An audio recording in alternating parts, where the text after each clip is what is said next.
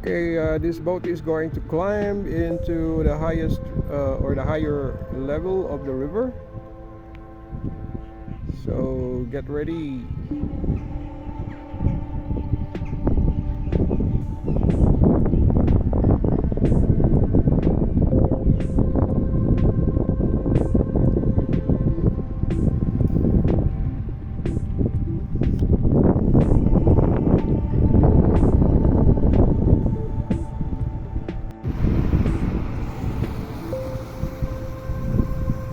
Okay, itong barko na to ay aakyat ito doon sa kabilang ilog na mataas.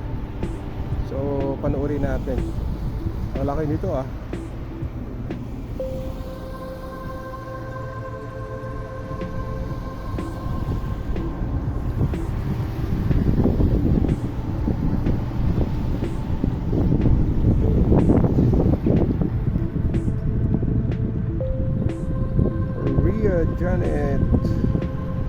Janet ang pangalan ng barko.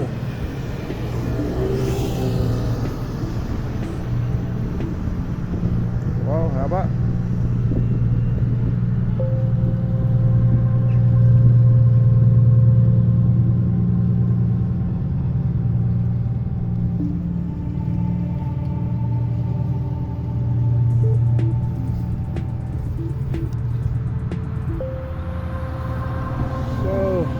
Abangan natin at ito naman ay aakyat sa kabila.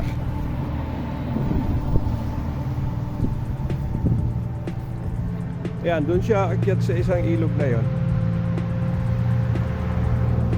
Yung mataas na ilog, yan siya aakyat. So magpapump sila ng tubig para magiging ka-level ng tubig dito doon sa taas.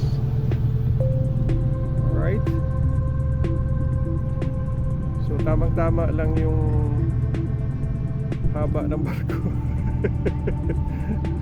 Kumasya. Tingnan natin kasi ewan ko lang, mahaba yata mag-pump ng tubig o mabilis lang din, ewan ko. So I'm getting curious. Ayan na. So pasok na siya. So kapag pasok na yan, magko-close na ito, yan yung pinaka-door or whatever how you call it. Yan. Pag pasok na yan, may ano pa, may auto pa sa barko. Yan, kumreno na yung barko. Kumreno na. Ingay. Hindi makapreno yan, bumangga yan. Pero ang galing nila. Yan, ito na, pag-close na oh. Yan, magsasara na siya oh. So pag sarado na yan, magpapump na sila ng tubig para makaakyat itong barko na to dun sa kabila.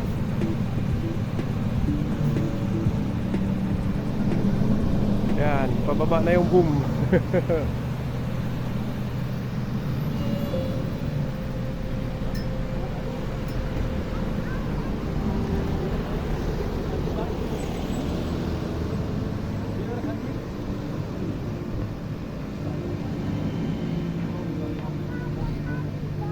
Yan, habang sinasarado siya, nag-umpisa ng mag-pump ng tubig yan para mabilis.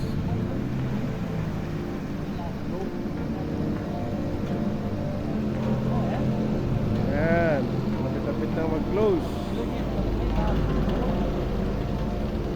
Baho ng barko.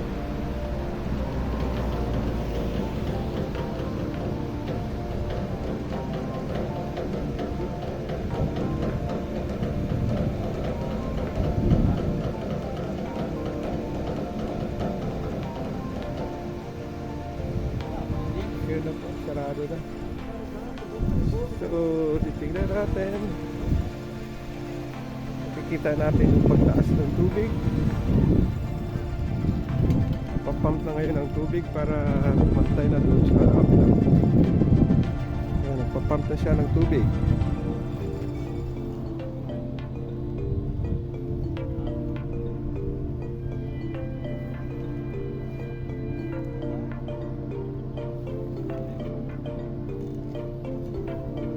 makikita natin mamaya kapag pantay na yung tubig na yan, maka diretso na itong barko.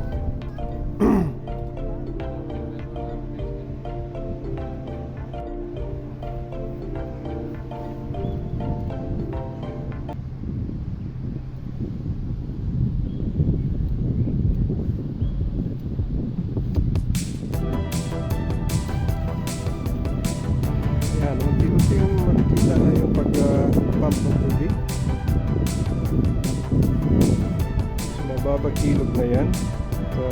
Ito naman ay kailangan umabot hanggang sa level na yan, yung heat. Pag umabot yung tubig yan, pwede na makataas yung barko. Patuloy na yung pagbiyahe niya papunta dito sa taas ng ilog.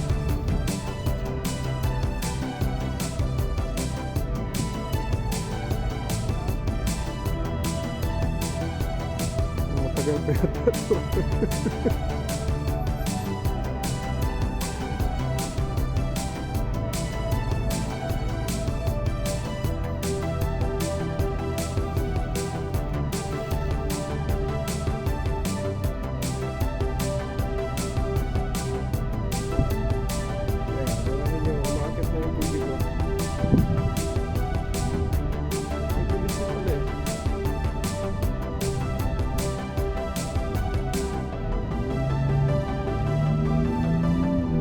Tayo sa araw dito.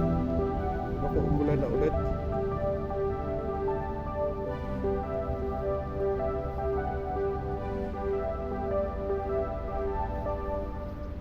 Anyway, so yun po, hindi na ako maghihintay na mapuno ng tubig ito kasi umuulan na.